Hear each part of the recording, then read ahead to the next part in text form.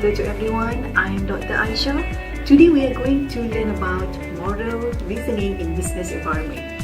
In this topic, I will describe about 6 types of ethical philosophy, which includes relativism theory, utilitarianism theory, egoism theory, deontology theory, the divine command theory, and virtue ethics theory.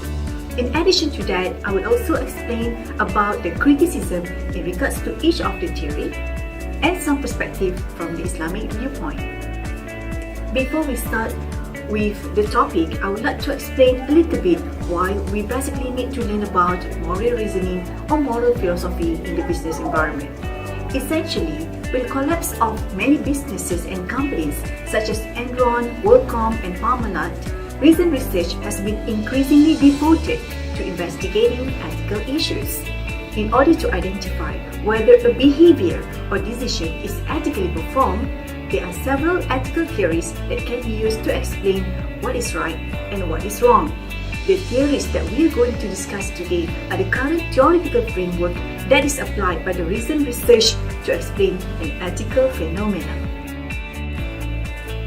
Relativism theory proposes that ethical values are related to a particular environment or location. It means moral values can be different from one culture to another, from one time to another. According to this theory, there are no moral principles that are completely right, relevant, and applicable to companies and people of all countries. This implies that different countries and societies may have different ethical codes. There is no standard or principle that can be used to evaluate one societal code better than one another. The ethical code of specific society has no special rank, which means it is simply one among many. There is no universal truth in moral or ethical principle that can be held for all peoples at all times. And the moral code of a specific country or society identifies what is right within that society. If the moral code of the country or society says that a certain action is right, then the action is right at least within that society. Critics of relativism theory have argued that there are several ethical principles and values that members of any society or culture must accept if that society is to stay alive and if its members are to act together with each other efficiently.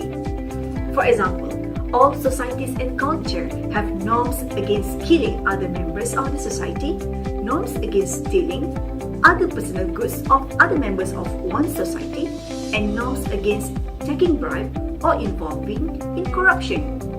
Also, this theory approves the practice of other societies as long as their practices conform to their own principles and values. Which means we cannot simply make moral judgment about our own culture or other cultures. From business ethics perspective, this means that multinational companies should not be judged to act in a rightful or wrongful manner since they do so according to their own cultures. This theory is totally unacceptable, given that some countries involved in enslaving people, genocide, gross violation of human rights, and many more. From the Islamic point of view, relativism theory is problematic. According to Islam, what is right and what is wrong cannot be left to a particular society because human beings have inherent weaknesses in the sense that they will tend to behave in a manner that they see is convenient, regardless of whether such action is right or wrong. This is why Muslims have to base their action on the words of Allah, that is the Quran and the Sunnah of the Prophet at all times. For this reason, Islam rejects relativism theory. However, Islam also respects the culture of any other society as long as it is not against what is Islamically prescribed. For example, the Prophet Muhammad SAW recognizes acts such as telling the truth as morally right and reject other cultures such as killing a newborn baby girl as being morally wrong. Divine command theory argues that the nature of right and wrong is based on the religious beliefs. which is in this context refers to the Jewish and Christian religions that are claimed to be divine. According to this theory, both Jewish and Christian religions define ethically right as being something commanded by God, and ethically wrong, which means something forbidden by God. According to this theory, ethics and religion always go together hand in hand. According to Raschel and Raschel 1993, God is presented as a lawgiver who has created us and the world we live in for a specific purpose. However, that purpose is not absolutely understood. This theory has created some serious problems for believers and non-believers alike. Non-believers, such as atheists for example, reject totally this theory because they believe that God does not exist. When God does not exist, it does not make sense that ethics should be based on God's command. On the other hand, believers have problems with this theory because of etiological reasons. It is not clear, as Socrates suggested, whether a conduct is right because God commands it or God commands a conduct because it is right. In contrast to Jewish and Christian religions, Islam makes the purpose of existence of humankind in the world clearly. Human beings are created for the sole purpose of worshipping the one God through the engagement of good things and avoidance from engaging in wrong things. Hence, for Muslims, what is right and what is wrong is clearly espoused through the word of Allah, that is the Quran and the Hadith. Based on these two important foundations, Muslims believe that the conduct is right because Allah subhanahu wa ta'ala has commanded it. Muslims believe and accept Allah's commandment of what is right and wrong because Allah knows everything, including what is the best for the people. The general idea of egoism theory is that one must always perform in his or her own interests. The action is considered to be morally right when it promotes a person's self-interest more than the interests of others. In other words, egoism theory assumes that each person ought to follow his or her own self-interest exclusively. This means that a person does not have an ethical duty except to do what is best for him or her. So, the only ultimate standard of conduct is the standard of self-interest, and this standard involves a person's natural duties and obligations. Bayh 1958 argues that egoism theory cannot be right because it cannot explain conflict of interest. Critics also argue that egoism theory is unacceptable because people must care about the interests of other people for the same reason they care about their own interests. Nevertheless, Armstrong 1993 indicates that egoism theory is relevant to business school as businesses are in search of maximization of profit as their prime objective. However, this theory repeatedly results in conflict of interest and cannot always be adapted to the mission of serving public and clients' interests like in the accounting profession. Moreover, egoism theory might be in conflict with the principle of accountants' ethical code of conduct, as accountant must always need to be objective and exercise integrity, due care, and protect public interests. Consequently, egoism theory has its limitation as a sufficient ethical theory for accountants. Egoism theory is not acceptable in Islam because it is essentially against the Islamic principle of justice, helping others, and altruism. According to Prophet Muhammad SAW, a Muslim has no iman or faith until he loves his brother as he loves himself. Muslims are strongly encouraged to be considerate and help others without looking for material rewards. Utilitarian theory argues that a behavior is considered morally right when it results in a greater number of utilities than it could be achieved by any other actions. Moreover, utilitarian theory also uses cost-benefit analysis to judge a morally accepted behavior and stated that people should act to create the greatest good for the greatest number of people. Utilitarian theory has been criticized because it is difficult to prove what counts as value or good. One's good may be another bad and vice versa. Moreover, professionals such as accountants and managers may find it difficult to define the best for all stakeholders. Also, critics argue that utilitarian theory fails to preserve the human's right and justice. This is because this theory focuses only on the consequences. For example, if a person robs a bank to help poor people, such action is considered ethical from the utilitarian perspective.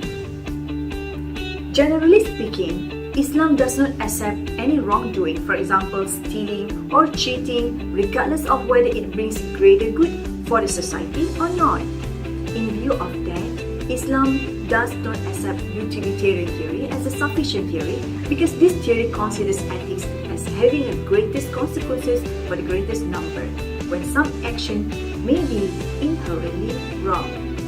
From the Islamic perspective, Muslims must follow the right ethics in accordance to the Islamic principle that is based on the Quran. The Islamic system takes care of the interests of everyone in the society because of the universal ethical values and principles imposed by the religion. Both utilitarian theory and egoism theory can also be classified as consequences theory, since both of them look at the consequences of any action to determine whether an action is right or wrong. Deontology theory underlines actions or duty as a basic moral reasoning, which means that this theory is not concerned with the consequences of the action. In other words, the theory argues that a person has a duty to do what is right without having to consider the consequences of his or her action. The most representative supporter of deontology theory is Immanuel Kant, a German philosopher in the 18th century. Kant believes that there are universal ethics that everyone must accept. For example, the first one, never do something unless you are willing to have everyone done it. In other words, you are not allowed to make exception for yourself. For example, if you expect other people to keep their promises, then you are also obligated to keep your own promises. The second example of Kant's universal ethic is never use people merely as means, but always respect and develop their ability to choose for themselves. This suggests that we should not use other people for our own benefit to achieve our own success. Rather, we should respect others and help others to build their own potential. Critics such as Velasquez 2006 argue that deontology theory is unclear because this theory only considers the duty or the actions independently without looking at the consequences. In applying deontology theory to accounting practices, professional accountants may find it difficult to deal with the conflict of duties for different stakeholders. In addition, deontology theory might have difficulty in explaining the reason for undertaking the action if the action will not result in good consequences. Deontology theory is slightly different than the Islamic context because the Muslim believe that the only lawgiver for the overall system, including the ethical system, is God, that is Allah. While deontology focuses on the idea that never do something unless you are willing to have everyone done it. The Islamic ethics, however, encourages Muslims not only to treat people with justice, but to treat others better than how they treat them. Allah subhanahu wa ta'ala says in the Quran, "Nor can goodness and evil be equal. Repel evil with what is better." Virtue ethics theory defines what is right and wrong based on the specific traits and values that every person must follow. According to this theory, the purpose of an ethical life is to develop general characters called ethical virtues and to apply and exhibit them in reality. Virtue ethics theory concentrates on the question of what people should be rather than of what they should do. In other words, this theory focuses on what makes a good individual or person rather than what makes a good action. The most representative supporter of virtue ethics theory is Aristotle. Aristotle proposed several virtue traits that every person must have. They are civility, cooperativeness, courage, fairness, friendliness, generosity, honesty, justice, loyalty, self-confidence, self-control, modesty, fairness, and tolerance. Virtue ethics theory has limitations to answer questions like what are the sources of these ethics? In addition, loyalty ethic as a product of this theory may be in conflict with the requirements of the accounting profession for being independent.